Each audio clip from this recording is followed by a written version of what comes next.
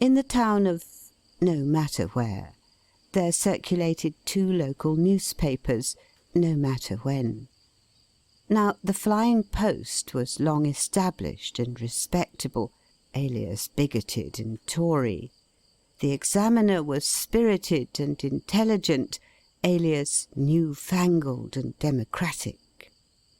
Every week these newspapers contained articles abusing each other, as cross and peppery as articles could be, and evidently the production of irritated minds, although they seemed to have one stereotyped commencement.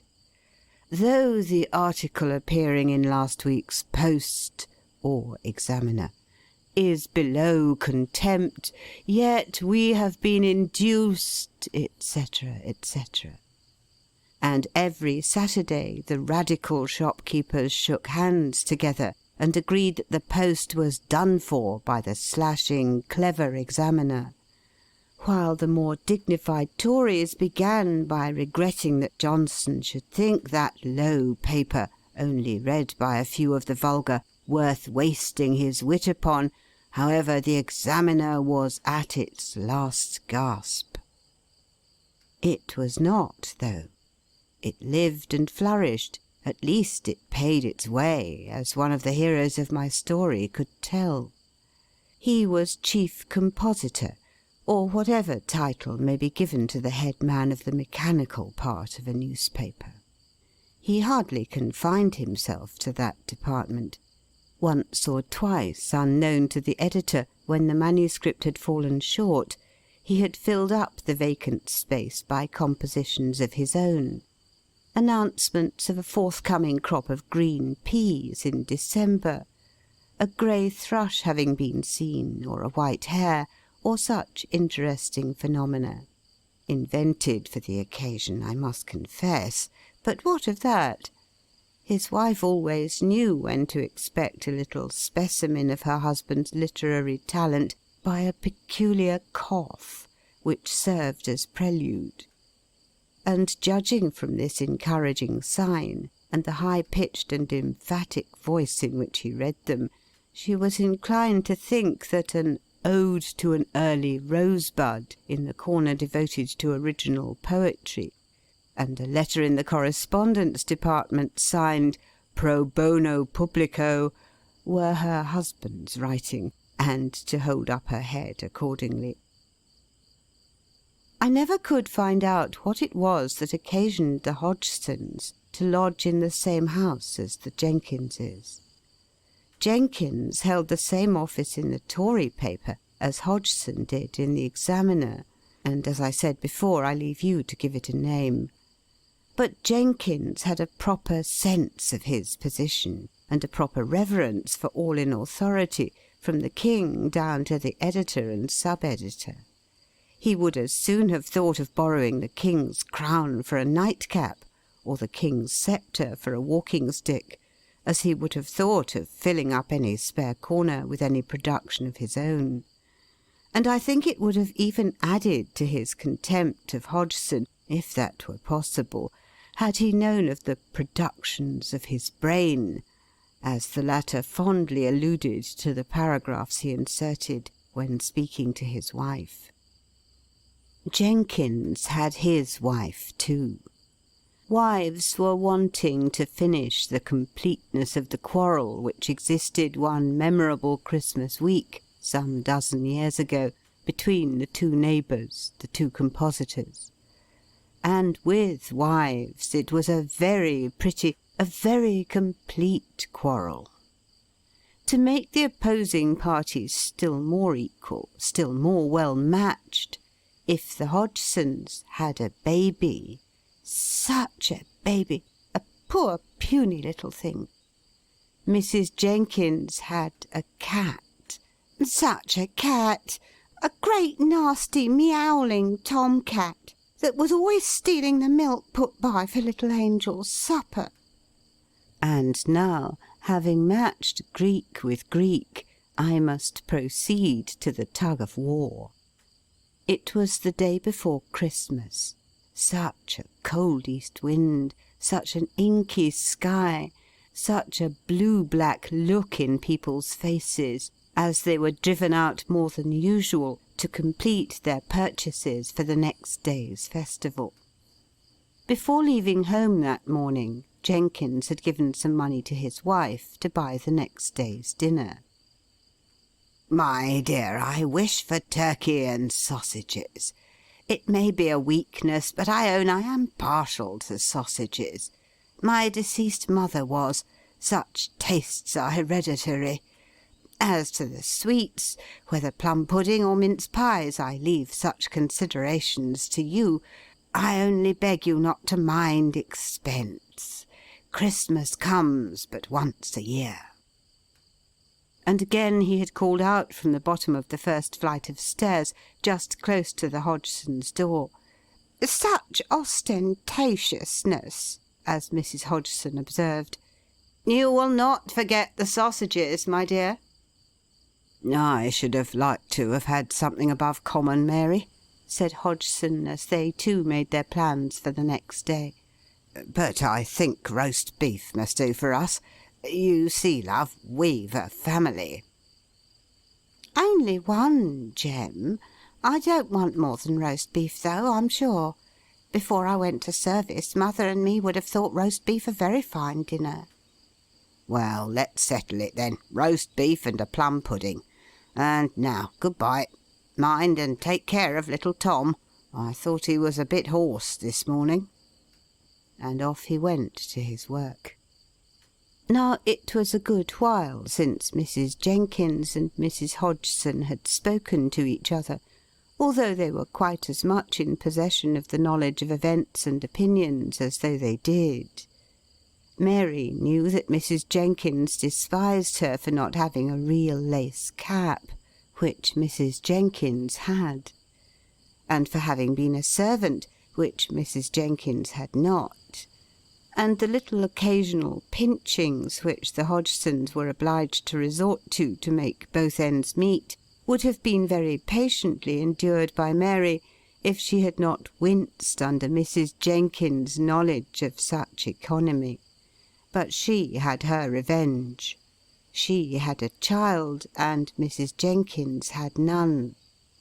To have had a child, even such a puny baby as little Tom, Mrs. Jenkins would have worn commonest caps, and cleaned grates, and drudged her fingers to the bone.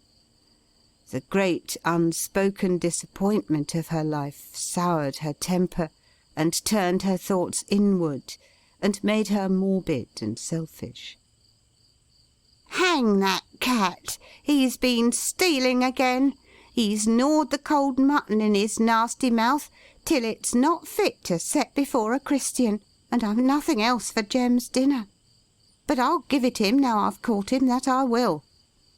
So saying, Mary Hodgson caught up her husband's Sunday cane, and despite Pussy's cries and scratches, she gave him such a beating as she hoped might cure him of his thievish propensities, when, lo and behold, Mrs. Jenkins stood at the door with a face of bitter wrath.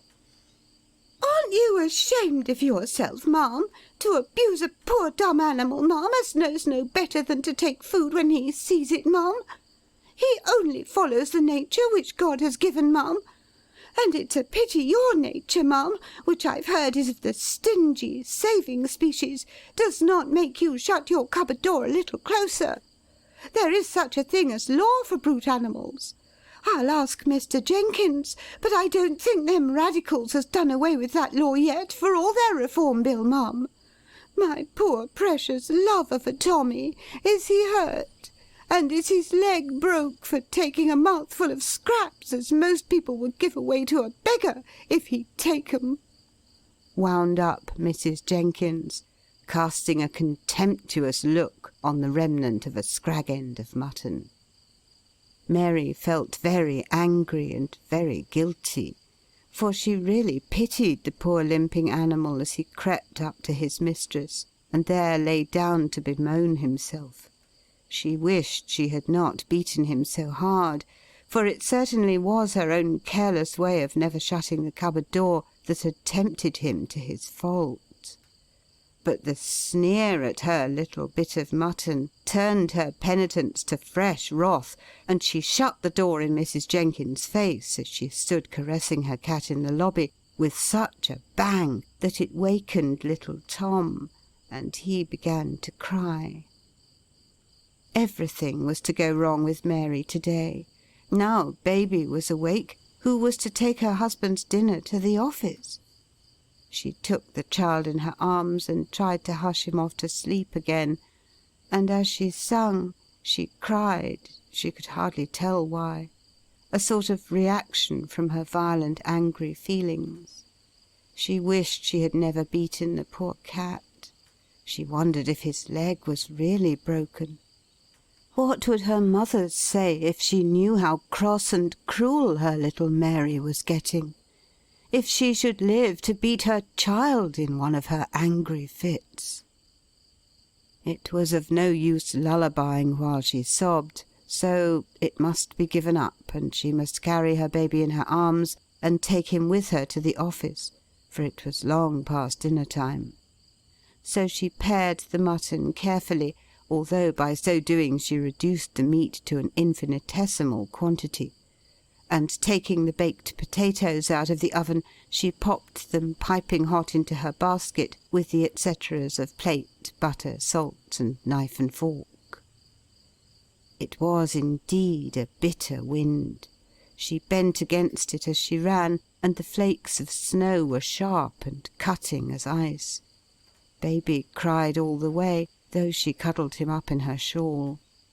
Then her husband had made his appetite up for a potato pie, and, literary man as he was, his body got so much the better of his mind that he looked rather black at the cold mutton. Mary had no appetite for her own dinner when she arrived at home again. So, after she had tried to feed baby, and he had fretfully refused to take his bread and milk, she laid him down as usual on his quilt, surrounded by playthings, while she sided away and chopped suet for the next day's pudding. Early in the afternoon a parcel came, done up first in brown paper, then in such a white, grass-bleached, sweet-smelling towel, and a note from her dear, dear mother, in which quaint writing she endeavoured to tell her daughter that she was not forgotten at Christmas-time, but that learning that Farmer Burton was killing his pig, she had made interest for some of his famous pork, out of which she had manufactured some sausages, and flavoured them just as Mary used to like when she lived at home. "Dear, dear mother," said Mary to herself, "there never was any one like her for remembering other folk. What rare sausages she used to make! Home things have a smack with 'em no bought things can ever have. Set them up with their sausages! I've a notion if Mrs. Jenkins had ever tasted mother's, she'd have no fancy for them town-made things Fanny took in just now." And so she went on thinking about home, till the smiles and the dimples came out again at the remembrance of that pretty cottage, which would look green even now in the depth of winter, with its pyracanthus and its holly bushes, and the great Portugal laurel that was her mother's pride. And the back path through the orchard to Farmer Burton's, how well she remembered it. The bushels of unripe apples she had picked up there and distributed among his pigs, till he had scolded her for giving them so much green trash. She was interrupted. Her baby, I call him a baby because his father and mother did, and because he was so little of his age, but I rather think he was 18 months old, had fallen asleep some time before among his playthings. An uneasy, restless sleep, but of which Mary had been thankful, as his morning's nap had been too short, and as she was so busy. But now he began to make such a strange crowing noise, just like a chair drawn heavily and gratingly along a kitchen floor. His eyes were open, but expressive of nothing but pain. "Mother's darling!" said Mary in terror, lifting him up. "Baby, try not to make that noise. Hush, hush, darling! What hurts him?" But the noise came worse and worse. "Fanny! Fanny!" Mary called in mortal fright, for her baby was almost black with his gasping breath, and she had no one to ask for aid or sympathy but her landlady's daughter, a little girl of 12 or 13, who attended to the house in her mother's absence, as daily cook in gentlemen's families. Fanny was more especially considered the attendant of the upstairs lodgers, who paid for the use of the kitchen, for Jenkins could not abide the smell of meat cooking. But just now she was fortunately sitting at her afternoon's work of darning stockings, and hearing Mrs. Hodgson's cry of terror, she ran to her sitting-room and understood the case at a glance. "He's got the croup! Oh, Mrs. Hodgson, he'll die as sure as fate! Little brother had it, and he died in no time. The doctor said he could do nothing for him, it had gone too far. He said if we'd put him in a warm bath at first it might have saved him. But bless you, he was never half so bad as your baby." Unconsciously there mingled in her statement some of a child's love of producing an effect, but the increasing danger was clear enough. "Oh, my baby, my baby! Oh, love, love, don't look so ill! I cannot bear it! And my fire so low! There, I was thinking of home and picking currants and never minding the fire. Oh, Fanny, what is the fire like in the kitchen? Speak!" "Mother told me to screw it up and throw some slack on as soon as Mrs. Jenkins had done with it, and so I did. It's very low and black. But oh, Mrs. Hodgson, let me run for the doctor. I cannot bear to hear him, it's so like little brother." Through her streaming tears Mary motioned her to go, and trembling, sinking, sick at heart, she laid her boy in his cradle and ran to fill her kettle.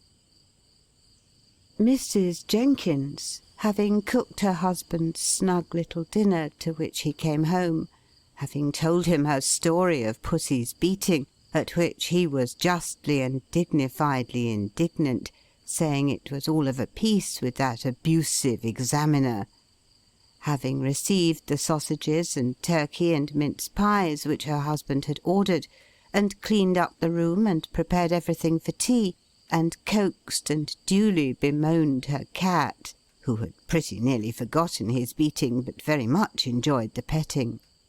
Having done all these and many other things, Mrs. Jenkins sat down to get up the real lace cap. Every thread was pulled out separately and carefully stretched, when what was that? Outside in the street, a chorus of piping children's voices sang the old carol she had heard 100 times in the days of her youth. As Joseph was a-walking, he heard an angel sing, "This night shall be born our heavenly King.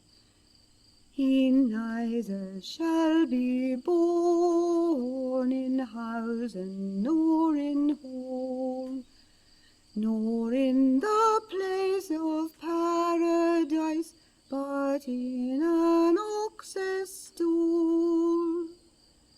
He neither shall be clothed in purple nor in pall, but all in fair linen, as were babies all. He neither shall be rocked in silver nor in gold, but in a wooden cradle that rocks on the mould." She got up and went to the window. There below stood the group of grey-black little figures, relieved against the snow, which now enveloped everything. "For old sake's sake," as she phrased it, she counted out a halfpenny apiece for the singers out of the copper bag, and threw them down below. The room had become chilly while she had been counting out and throwing down her money, so she stirred her already glowing fire and sat down right before it, but not to stretch her lace. Like Mary Hodgson, she began to think over long-past days, on softening remembrances of the dead and gone, on words long forgotten, on holy stories heard at her mother's knee. "I cannot think what's come over me to-night," said she half aloud, recovering herself by the sound of her own voice from her train of thought. "My head goes wandering on them old times. I'm sure more texts have come into my head with thinking on my mother within this last half-hour than I've thought on for years and years. I hope I'm not going to die. Folks say thinking too much on the dead betokens we're going to join 'em. I should be loath to go just yet. Such a fine turkey as we've got for dinner to-morrow, too." Knock, knock, knock at the door, as fast as Knuckles could go. And then, as if the comer could not wait, the door was opened, and Mary Hodgson stood there as white as death. "Mrs. Jenkins! Oh, your kettle is boiling, thank God! Let me have the water for my baby, for the love of God! He's got croup and is dying!" Mrs. Jenkins turned on her chair with a wooden, inflexible look on her face that, between ourselves, her husband knew and dreaded for all his pompous dignity. "I'm sorry I can't oblige you, ma'am.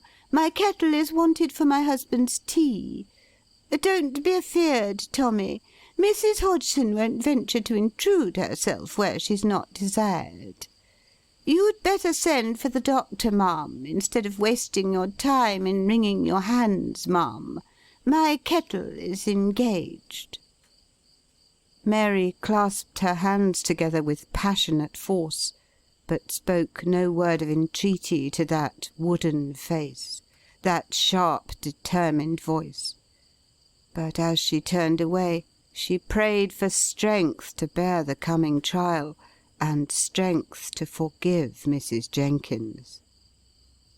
Mrs. Jenkins watched her go away meekly as one who has no hope, and then she turned upon herself as sharply as she ever did on any one else. "What a brute I am! Lord forgive me! What's my husband's tea to a baby's life? In croup, too, where time is everything! You crabbed old vixen, you! Any one may know you never had a child!" She was downstairs, kettle in hand, before she had finished her self-upbraiding, and when in Mrs. Hodgson's room she rejected all thanks, Mary had not the voice for many words, saying stiffly, "I do it for the poor babby's sake, ma'am, hoping he may live to have mercy to poor dumb beasts, if he does forget to lock his cupboards." But she did everything, and more than Mary, with her young inexperience, could have thought of. She prepared the warm bath, and tried it with her husband's own thermometer. Mr. Jenkins was as punctual as clockwork in noting down the temperature of every day. She let his mother place her baby in the tub, still preserving the same rigid, affronted aspect, and then she went upstairs without a word. Mary longed to ask her to stay, but dared not, though when she left the room the tears chased each other down her cheeks faster than ever. Poor young mother! How she counted the minutes till the doctor should come! But before he came, down again stalked Mrs. Jenkins with something in her hand. "I've seen many of these croup fits, which I take it you've not, ma'am. Mustard plasters is very sovereign put on the throat. I've been up and made one, ma'am, and by your leave I'll put it on the poor little fellow." Mary could not speak, but she signed her grateful assent. It began to smart, while they still kept silence, and he looked up to his mother as if seeking courage from her looks to bear the stinging pain, but she was softly crying to see him suffer, and her want of courage reacted upon him, and he began to sob aloud. Instantly Mrs. Jenkins's apron was up, hiding her face. "Peep-bo, baby," said she, as merrily as she could. His little face brightened, and his mother having once got the cue, the two women kept the little fellow amused until his plaster had taken effect. "He's better! Oh, Mrs. Jenkins, look at his eyes! How different! And he breathes quite softly." As Mary spoke thus, the doctor entered. He examined his patient. Baby was really better. "It has been a sharp attack, but the remedies you have applied have been worth all the pharmacopoeia an hour later. I shall send a powder," etc., etc. Mrs. Jenkins stayed to hear this opinion, and, her heart wonderfully more easy, was going to leave the room, when Mary seized her hand and kissed it. She could not speak her gratitude. Mrs. Jenkins looked affronted and awkward, and as if she must go upstairs and wash her hand directly. But in spite of these sour looks, she came softly down an hour or so afterwards to see how baby was. The little gentleman slept well after the fright he had given his friends, and on Christmas morning, when Mary awoke and looked at the sweet little pale face lying on her arm, she could hardly realize the danger he had been in. When she came down, later than usual, she found the household in a commotion. What do you think had happened? Why, Pussy had been a traitor to his best friend, and eaten up some of Mr. Jenkins' own especial sausages, and gnawed and tumbled the rest so that they were not fit to be eaten. There were no bounds to that cat's appetite. He would have eaten his own father if he had been tender enough. And now Mrs. Jenkins stormed and cried, "Hang the cat!" Christmas Day, too, and all the shops shut. "What was turkey without sausages?" gruffly asked Mr. Jenkins. "Oh, Jem," whispered Mary, "hearken what a piece of work he's making about sausages. I should like to take Mrs. Jenkins up some of mother's. They're twice as good as bought sausages." "I see no objection, my dear. Sausages do not involve intimacies, else his politics are what I can no ways respect." "But, oh, Jem, if you had seen her last night about baby, I'm sure she may scold me for ever, and I'll not answer. I'd even make her cat welcome to the sausages." The tears gathered to Mary's eyes as she kissed her boy. "Better take 'em upstairs, my dear, and give 'em to the cat's mistress." And Jem chuckled at his saying. Mary put them on a plate, but still she loitered. "What must I say, Jem? I never know." "Say, I hope you'll accept of these sausages as my mother—" No, that's not grammar. Say what comes uppermost, Mary. It will be sure to be right. So Mary carried them upstairs and knocked at the door, and when told to come in, she looked very red, but went up to Mrs. Jenkins, saying, "Please take these. Mother made them," and was away before an answer could be given. Just as Hodgson was ready to go to church, Mrs. Jenkins came downstairs and called Fanny. In a minute the latter entered the Hodgsons' room, and delivered Mr. and Mrs. Jenkins' compliments, and they would be particular glad if Mr. and Mrs. Hodgson would eat their dinner with them. "And carry baby upstairs in a shawl, be sure," added Mrs. Jenkins' voice in the passage, close to the door, whither she had followed her messenger. There was no discussing the matter, with the certainty of every word being overheard. Mary looked anxiously at her husband. She remembered his saying he did not approve of Mr. Jenkins' politics. "Do you think it would do for baby?" asked he. "Oh, yes," answered she, eagerly. "I would wrap him up so warm. And I've got our room up to 65 already, for all it's so frosty," added the voice outside. Now, how do you think they settled the matter? The very best way in the world. Mr. and Mrs. Jenkins came down into the Hodgsons' room and dined there. Turkey at the top, roast beef at the bottom, sausages at one side, potatoes at the other. Second course, plum pudding at the top, and mince pies at the bottom. And after dinner, Mrs. Jenkins would have baby on her knee, and he seemed quite to take to her. She declared he was admiring the real lace on her cap, but Mary thought, though she did not say so, that he was pleased by her kind looks and coaxing words. Then he was wrapped up and carried carefully upstairs to tea in Mrs. Jenkins' room. And after tea, Mrs. Jenkins and Mary and her husband found out each other's mutual liking for music, and sat singing old glees and catches till I don't know what o'clock, without one word of politics or newspapers. Before they parted, Mary had coaxed Pussy onto her knee, for Mrs. Jenkins would not part with baby, who was sleeping on her lap. "When you're busy, bring him to me. Do now. It will be a real favour. I know you must have a deal to do with another coming. Let him come up to me. I'll take the greatest of cares of him. Pretty darling, how sweet he looks when he's asleep." When the couples were once more alone, the husbands unburdened their minds to their wives.